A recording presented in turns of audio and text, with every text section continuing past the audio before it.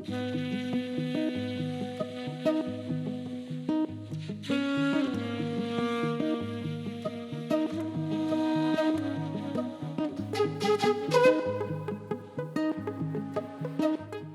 and welcome to the podcast From There to Here, a podcast I've created in collaboration with Kintsugi heroes. I'm your host, Emma Bellamy, and each week we will dive into conversations with people who've had the courage to rebuild their home away from home. Today, my guest is Mahshid Babzartabi. Mashid left everything behind in the pursuit of freedom.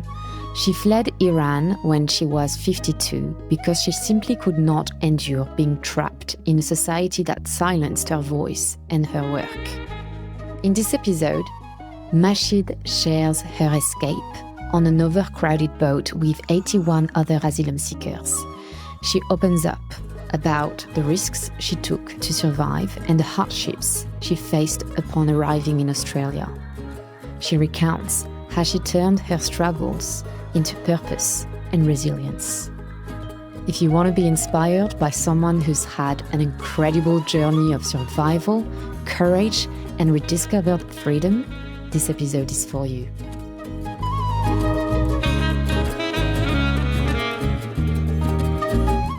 Mashid, I'm so pleased to have you on the podcast today. I know that your journey as a refugee in this country has been far from easy, and I'm truly honored that you trusted me to share your story in this podcast today. Well, thank you so much for inviting me. Thank you so much for giving a chance to me to talk about my journey and asylum seekers and refugee. It might be inspiration for some other people. I know that you are originally from Iran. Can you share a bit more about what your life was like over there just before you had to leave? I have born in Iran, Tehran, capital city, and I live about 52 years over there. Some years should be skipped because for a period of time I was living in the United States with my family. And after the revolution, my family decided to come back to Iran. When everybody else decided to leave the Iran, we came back to Iran from United States. So I finished my high school in the United States and first year of college. And then my father said, no, the revolution happened. Iran is going to be heaven. We come back to Iran. When I came back to Iran, everything was upside down. The university was closed. There was not much job available. So the only thing I could do was, as our culture and tradition forces us, was getting married. I was married in Iran and my marriage was an arranged marriage. I didn't have anything to do with it. And then I had 2 kids. And finally I said, well, I have to do something. I started doing translation, translating books and articles and working as a business interpreter. I learned all this by experience. I never done on an academic level. And that brought me some of the problem when I came to Australia, because although I have done translation all my life, and this was one of my passion, and I was very good at it, translating lots of books, lots of articles. But when I came to Australia, I could not follow it as a paid job. So I had to do some other things as a paid job. Can you explain to us why you had to leave Iran? I know that it was linked to some of the books you've translated. It was not a decision that I made one night. It was always in my mind since I came back after the revolution to Iran. I was always comparing the freedom I had as a woman when I was in United States, even though I was a teenager. And when I came back in Iran, it was like all the doors was closed. It's like you have been jailed, then you have free, and then you come back to the jail again. The first book that I translated, it ended up by a person who was related to the government authorities of some kind, and he published it under his own name, and I couldn't do anything about it. And then the second book confronted with lots of censorship, and I didn't accept that. That's why I said, well, there is no way for me to grow here, even though I might consider as my culture, 52 years old is an old woman. I decided to leave this country. In the age of 52, it's so hard to be accepted as a migrant in many countries. And I was so eager for it. I wanted to leave as soon as possible. So I said, well, I cannot do anything yet. because there are lots of social and moral and ethical and cultural bans for women. Some jobs you are able to do it. But even in this job, I was banned from being myself. That's why I decided to leave the country. And the only way left for me was living, as they say, illegal by boat. It was recommended by some of the friends, and I accepted it and I went through the journey. Wow. And so you went there on your own. You didn't. Yes, I came here by my own. Yeah. As I said, I had two kids. One of them died in the age of 11, and the other one left country years before I came to Australia. He went to Netherlands. My son, after being 10 or 15 years in the Netherlands, he still didn't have his permanent residency. So it wouldn't work for me either. And because I was a business interpreter, I had lots of traveling overseas. It was easy for me to receive the visa from European countries. I had some cousins over there, but they told me if they send me the letter of invitation and I would go and stay there, that would cause them problems, which I didn't want a problem for anyone else. And then somebody told me they know a friend, they have been gone through this journey. I called them, and in Iran, the phones are spied, so you cannot talk on the phone that much. So in less than a week, everything was done, and then I hit the journey. It was a long journey. I came to Indonesia. From Indonesia, and other things happened, and then I got in the boat with 80 other people. And then exactly at July 7, 2013, our boat was landed in Darwin. Wow. And I know you stayed 11 days adrift on the ocean. Yes, at 11 days. You went without food and water for 11 days. We had a little bit of food when we started the journey, but the smugglers told us not to take a big bag with us. He said he will provide us enough food, which was not enough. And 81 people in a small boat. So you can imagine the food would not be enough. We had the ratio of having 1/3 glass of water every day, and in the very last days, almost nothing, because we had kids with us too. So we preferred the kids to be fed, and some sick people with us, we had preferred to them. In the last days, almost nothing to eat. So I used to be in a very good shape back then. I can only imagine what it must have been like. And do you remember how you felt when the Navy found the boat? Oh, yes. I remember it was in the morning time. The soldier of the Navy, they broke the body of the boat and they jumped in. They were angels to us, angels. They broke the boat and we were all with jaws dropped, and like some angel from the sky came and helped us, make us sure that we are not going to die in the ocean. Wow. And everyone from the boat survived? Oh, yes, everybody survived. There was only one guy. He was seasick all these 11 days. Absolutely couldn't eat or drink anything. We hardly could make him to drink a little bit of water or small pieces of candy that I gave him. He was not in a good health condition, but he survived too. Wow. My gosh. It's incredible that he survived without any hydration. In the very last days, he was throwing up blood. So if the Navy would not find us few days later, I don't think he would be able to survive. All of us, we were not in a good condition, but he was the worst. Mm. And so after that, you spent 45 days in an immigration detention center? Yes, I did. I was actually one of the lucky ones, because I only spent 45 days in detention center. From the very moment that I arrived until the very moment I left, I was helping others, because I was among the very rare people who could speak English back then. So I don't even remember how those 45 days, I hardly had enough time to sleep, because in nighttime, they didn't have interpreter. And they used to knock on my door many, many times in midnight. So in order to get just a little bit of sleep, I had to go to someone else's room. And I used to, don't tell them I'm here. I want to sleep 2 hours. Wow. Yes, but even though when I arrived, I was really weak, but those 45 days led me to some other journey that I never expect, helping others and asylum seekers. I learned a lot from that experience. Because you started actually to help others with your translation skills in the detention center. And it's been kind of like the golden thread of your journey, because you've continued to do that, but through different ways. You've done it as well with your cooking skills, with your advocacy work as well now. So it's something that matters to you. It's important for you to help them. Well, actually, they said you never meet people without any reason. That's 45 days led me to another journey in my life that I never expected. And I just told you, I couldn't do the interpretation and translation as a paid job because I learned it through experience. I never done it academically. So when I came here, for 3 years, we were not allowed to work. We didn't have working rights. And you used to rely on a little bit of money that Centrelink used to give us. It was about $1,000 something, nothing more. We used to have pay rents, we used to have pay bills, we used to food, clothing, everything. And I remember one day I used to do the volunteer job in Darabin Intercultural Center in the reception. And one day a guy came to reception and he said, I'm a pastor. I know asylum seekers come here a lot. I'm eager to help them. I asked the guy, how are you going to help them? He said, well, in any way possible. I am a pastor of a church. I like to help them. And he gave me his card.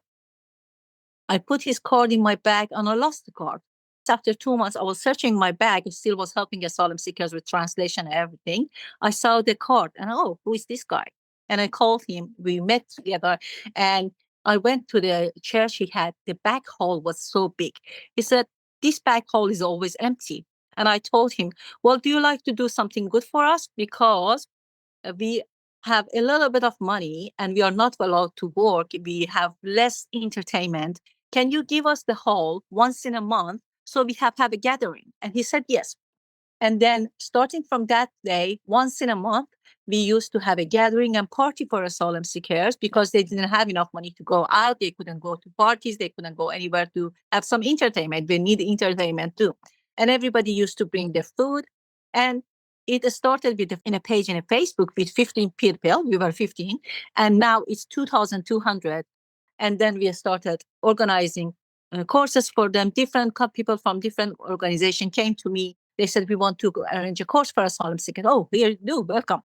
Some people came to me and said, we have extra furniture in the house. We want to give it to asylum seekers.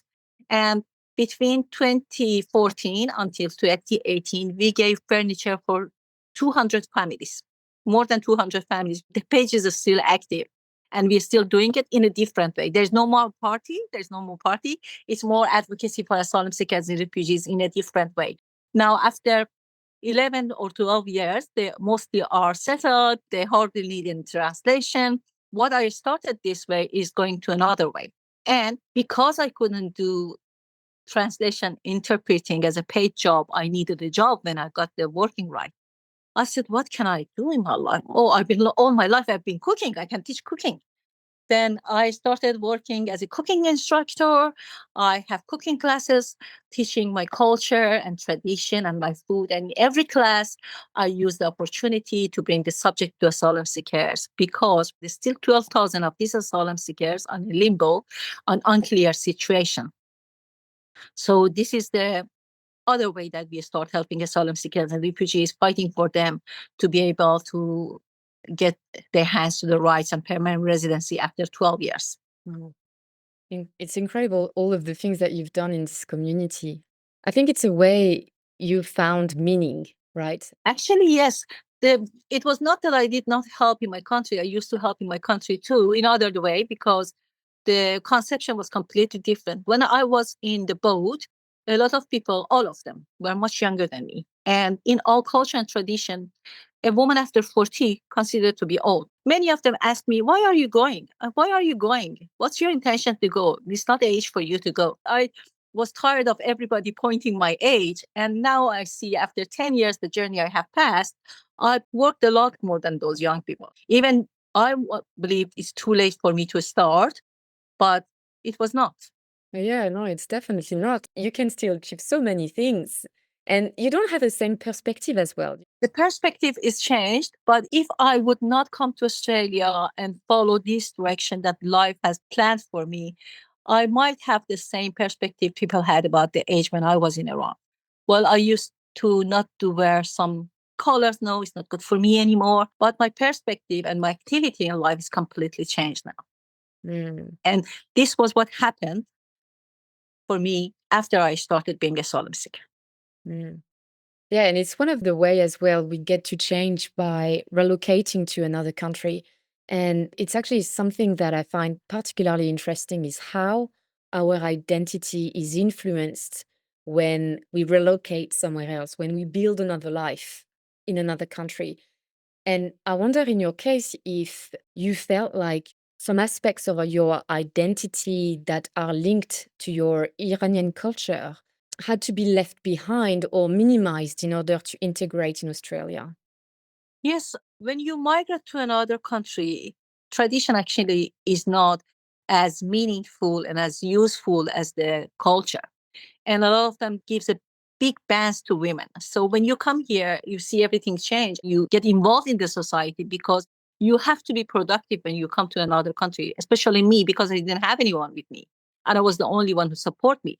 So the meaning has changed, especially regarding the tradition that gives a bans to women. It's totally meaningless to me now. But the culture is actually something that I use in my classes.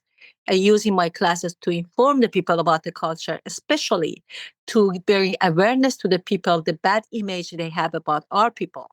Mm. Since the revolution happened and the government in the position have done a lot of things that all the people in the world may think that this is equal to Iranian. It is not. Iranian people are completely different from the government ruling them. So I am in the middle of somewhere in my culture that I don't know where I am, but I start try to transit it to the other people. Yeah, that's interesting as well because you've been able to really maintain your culture and spread it and educate other people on your culture while also adapting to another. But do you feel that sometimes the two things clash with one another? Of course they do. Of course they do. You know, you have a different lifestyle here and you had a different culture and tradition. And part of it is missing here. It takes a bit of time to adopt it. For me, it was not that hard because, as I said, I was grow up in United States in a very young age. It was not that hard. I knew the difference. And it was easier than compared to the others, but I still used it. Even the change that happened to me, I still used it as a tool to bring awareness about asylum seekers and refugees and Iranian and everything related to my community. And there is another thing that I thought was really interesting is when we first met, you shared with me that there is no place that truly feels like home to you. Your homeland is not your home anymore. And Australia hasn't really given you the solid sense of belonging you probably wanted. So I I wonder how it feels like for you to have no place you can really call home. In some aspect here, I cannot have completely this feeling that I am Australian right now. Even though I got my permanent residency after 10 years with very hard process, but I still don't have that feeling that this is my home and I lost the home that I had. And I don't know where is my home right now. I am in between. None of them is exactly my home. And I need a home. Well, maybe I could make myself more free by thinking that the heart of the people is my home right now. The people that I help, maybe their heart might be my home right now. It's a beautiful way to think about it, I think, because your home is not connecting to a geographical place, it's connected to humans, to people you connect with. Especially because I didn't have any family members. So I think helping others and working for others gave me a meaning, the meaning to my life. Otherwise, in past 10 years, it would be very, very hard to live all alone by yourself in another country you didn't have any idea about it. It must be really hard to not have any family members with you. Is it something that you think about and you are struggling with sometimes? Well, I think about it actually, especially because I lost my other son recently. It's not even 1 year. That everybody likes to have a family. I only had two sons. One of them passed 20 years ago, and the other one passed about 8 months ago. So it's clear that I think about it. But every time I feel down about it and I feel like desperate about it, I say, well, this is the journey that life planned for me, and my life should be lead in different way compared to the others. I mean, many people in my age, they have their grandchildren, they gather together, they enjoy their family, especially in days like Christmas or New Year or Mother Day. It really hits me. But then I try to give a bit of comfort to myself. My journey of life was different. So I should be continuing in a different way. Not every life is same as others. And I know that you are a bit considered like a mom to many other people in your community. So I guess that even if you are not a mom to your kids anymore, you can have this mother energy and this mother caregiving to many other people around you. Yeah. When I was in a boat, the younger people used to call me auntie. And still many of them, they passed the meaning of auntie to any. Everybody is calling me auntie. So I'm auntie to many, many people that I never met and never knew before. Yeah, that is actually quite beautiful that people chose you to call you this way. Well, that's a good feeling.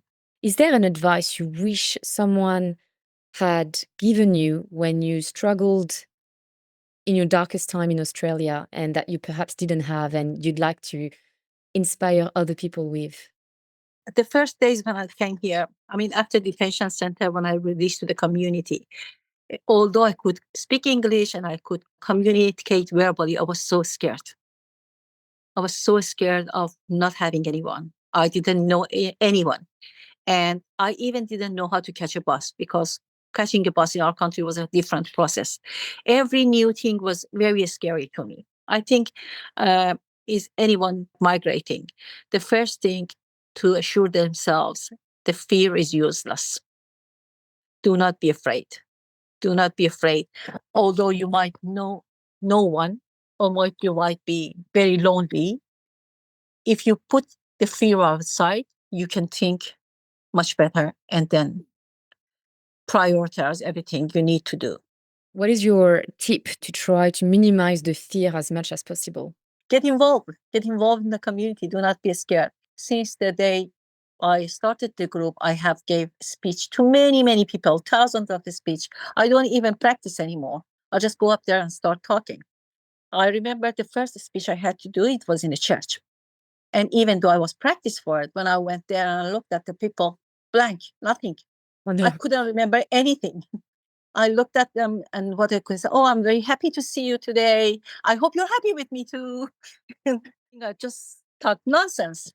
But that was the starting point for me to kill the fear inside me.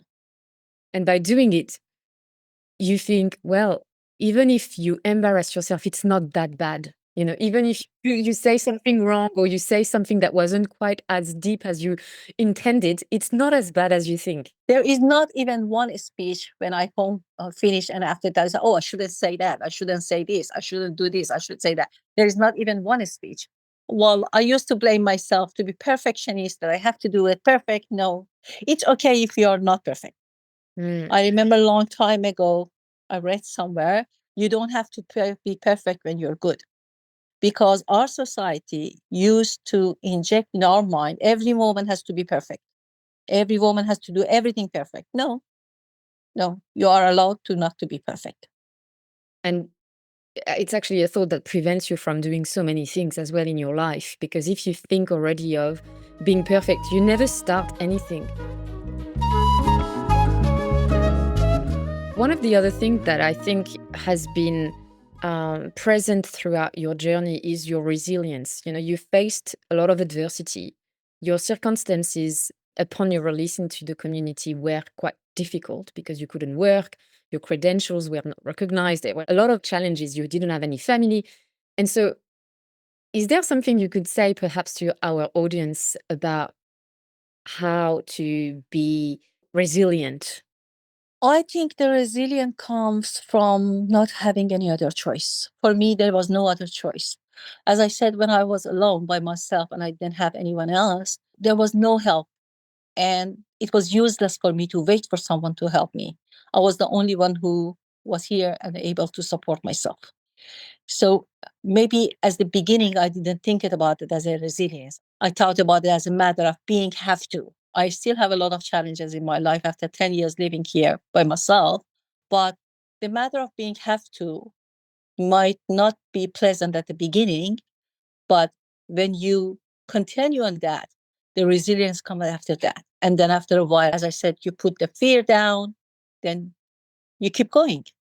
Yeah, you're right. The resilience is not really a choice. Yeah, it's probably something you can see once you're not in this space anymore. You know, you can reflect on the resilience, but in it, it doesn't feel like resilience. No, it doesn't feel like it. It feels like a struggle and you fight. Yeah. I wonder if there is a book or a movie that you could perhaps recommend to our audience, something that inspired you and you think would be good to share. I tell you what's the book, but the book is not published yet. It finished today. I wrote a book named Spot Next Chapter. When we wanted to get in the boat, there was a place, all of us called it the spot. And we had to get to that spot to get to the boat. And it is about the journey and what happens. It's actually about all the asylum seekers. What happens that makes them trigger to seeking asylum all over the world. And it's called Spot Next Chapter. And next chapter of my life has a start here. So it's finished today. It has to be edited and published, and then this could be the book. Oh my gosh, it's amazing that you finished it today. Yeah, exactly today. Very early morning, I woke up because I knew I have an interview today, and it was finished today. Wow. Tell us about the process of writing a book about your life. It's not exactly my life. It's from the moment I decided to come to this journey until I landed my foot on Darwin. It's only about this period of time and a lot of points that bring the trigger for me to seek asylum, to leave my home. I had a good job, very good paid job. So I had car, I had house, I had respect. I left them all behind and decided to choose this one. And I know this worth it right now because the freedom that I have, I don't change it with anything else in my life. So it's not about autobiography. It could be every asylum seeker biography, but through the journey we made through the ocean. So why someone decides to, because your house is your mansion, is your palace. Even if somebody's house is much prettier, much bigger, better furniture, you prefer to sit on that hard chair and everything. So what makes an asylum seeker to make the decision to become an asylum seeker? Yeah, it's funny because in a French show, someone was saying that we often think that asylum seekers have nothing to lose when they come to another country. And it couldn't be further away from the truth. They actually leave so much of their lives behind. And they have lost so much to Yes. actually go to another country. And I think many of us don't realize that. Even some people like you who come from the free and safe country, Yeah. they say the most courageous woman is the one who migrates. And those women who went to migrate all by themselves and lonely, it should take them a lot of more courage. At the beginning, when I came here, when I met some people, oh, I came from Germany, I came from Europe. Why did you come here? I couldn't think because for me, the freedom that I didn't have there was the biggest trigger. There is something in you, you're searching that you couldn't find over there. You have to migrate to somewhere else to discover what you had in yourself. Yeah. One of the things I find fascinating about this podcast is when I ask the question, why did you leave? For those who were not forced to leave their country, everyone has a different answer. Some people escape their home because they don't feel a sense of safety, psychological safety, emotional safety in their home, and they want to be free from that to heal, to grow. I feel like this one is probably the most common. It's quite rare that you leave your country when everything at home is going right, you know? Yeah. Often you leave for a reason, you know? There is something in you that only you can discover. And the place you're living right now doesn't give you enough trigger to discover. And you have to move it to somewhere else to let that inside you come out for Mm, you to be prosper. it is. And about your book, I imagine that reflecting on that period of your life made you feel something. It probably brought some memories that you didn't really want to, I don't know. Did it challenge you in any way? To be honest, some of the memories, it belongs to 11 years ago. I totally forgot. And when I was writing it, it all came back. And I was crying in some parts which I read. How could I be able to forget that? Not only the hunger and being thirsty, the feeling that we had with each other. How could I be able to forget? Some of them I never seen again. Some of them I hardly have any news from them. And writing this book actually made me, even though they might not welcome it, but hello, how are you? This is me. Do you remember me? Yeah, it was right. I am I am experiencing it one more time, but with the feeling that's a safety that I'm not going to die. Because when I had the fear of dying in the ocean, didn't let me to enjoy their company and presence. So you've recontacted some of them, and how did that go? Oh, they were a bit surprised actually. I think there should be a reason for us not to forget it. The misery that we had and the fear that we had and the stress that we had, we might die in the ocean. Now we are settled down, 10 years past. I think everybody hardly even think about it every day.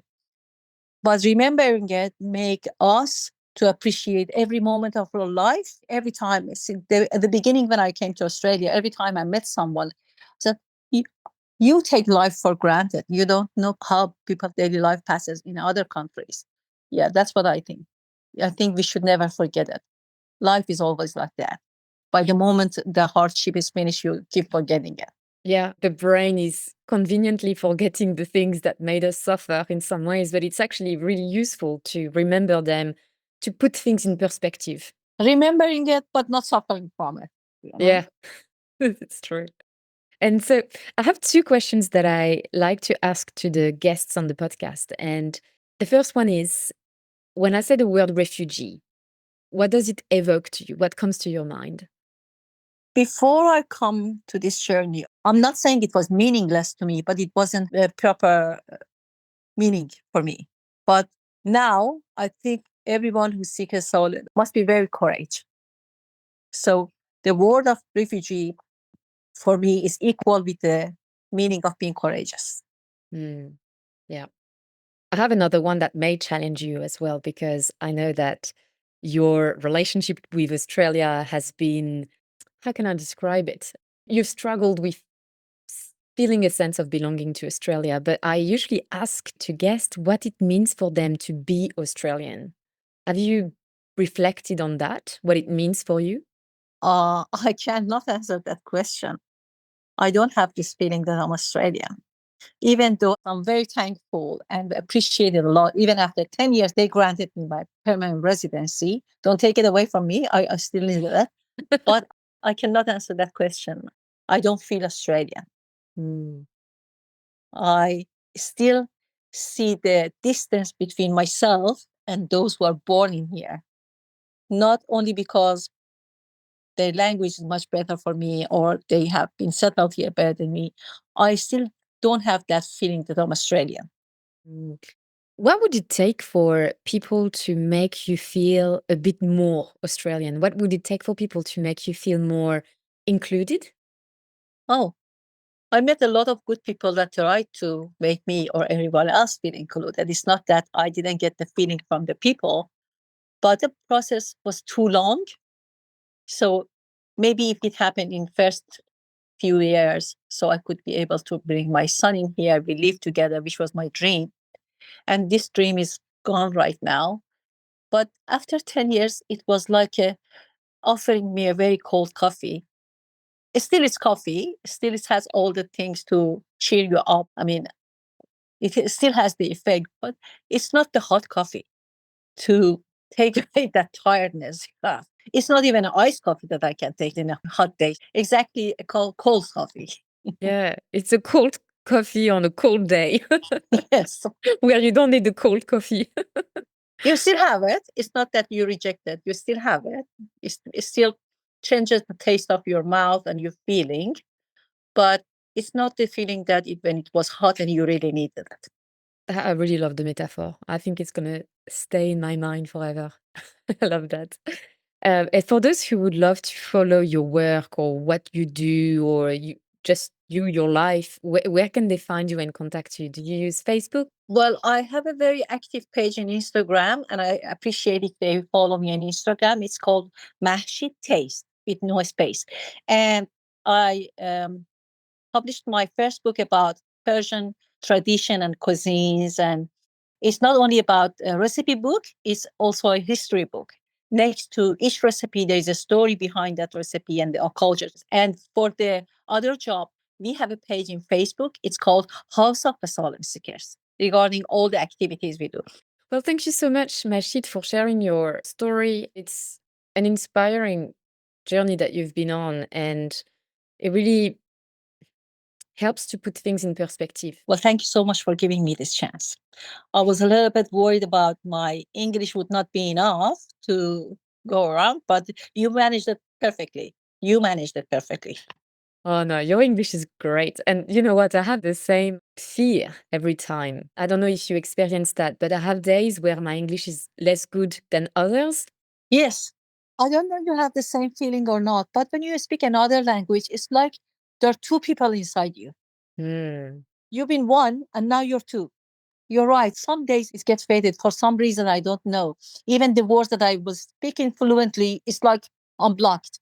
But it is, I think, related to the daily matters, I guess. Yeah. Yeah. And it's quite hard to control as well because sometimes it's so random. Sometimes you have a great English day and you're like, oh my gosh, Yeah. I can speak and it translates well and it's just happening. And some other days it's just like, oh no, I feel like I'm so much dumber. It sounds so much dumber than what I tried to convey. But do you have the same level of energy every day? No, no, no, no, no. So I think it's that the amount of sleep you get, how much you've worked as well during the day and things like this. But anyway, I think we should really celebrate the fact that we are doing an episode with two persons having English as a second language.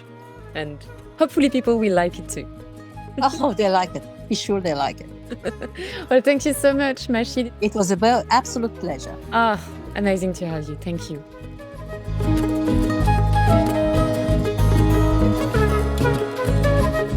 Thank you for listening to this heartfelt conversation with Mashid.